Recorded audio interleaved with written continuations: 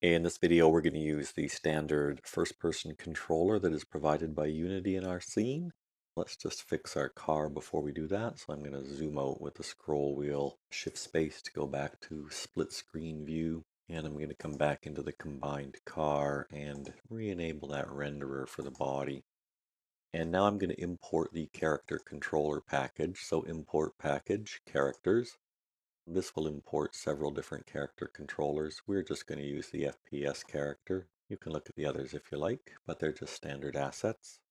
Once this is imported, you'll find the controller in standard assets, characters, first person character prefabs. And let's navigate to that folder now. And this is the one we're going to use, just the standard FPS controller.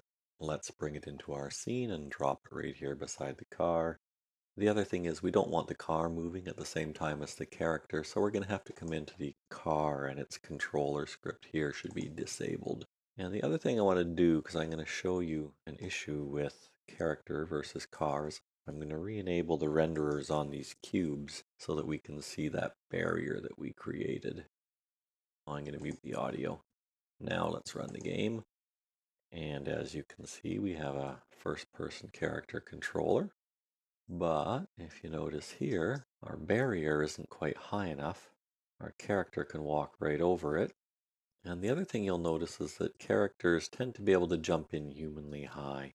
Most people wouldn't be able to jump quite that high. But anyway, I can still walk right off into oblivion, which is really not desirable. So the point being that when you have a character, it has different characteristics than a vehicle. It can go places that a vehicle can't go, and you're going to have to adjust things for that. In this case, we're going to take this barrier and we're going to bump it up in size to 10. And let's run the game again. And once again, let's jump up on the seawall and let's come to the barrier. And now we can't jump it anymore. It's too high, even with our really high jump speed. You might want to change the jump speed. 10 is a bit high. It's in the character controller. It's right down here called jump speed. Let's just make it 5, more human-like jump speed, but still not really human because this human is still able to jump a meter in the air pretty easily. Oh, I guess not quite. All right. So I guess that is more of a human jump speed where you can't just jump a meter onto a wall. And let's disable the renderers now back on our barrier.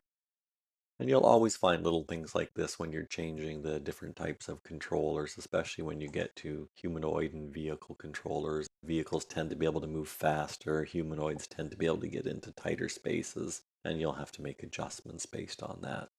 But I think at this point, we have our human can move around. Whoops, I thought I was disabling those renderers that I do. The colliders, wrong thing, sorry. Renderers, there we go. And now I can jump up here and I won't see that barrier. Well, I can't jump up there anymore. All right, we'll go to the beach and the barrier is there. You also notice here, wall might just be a little bit too high just on that corner. I'm going to leave that, but that's something you could make the wall a little bit taller or position it down a little bit so that it's properly buried in the sand.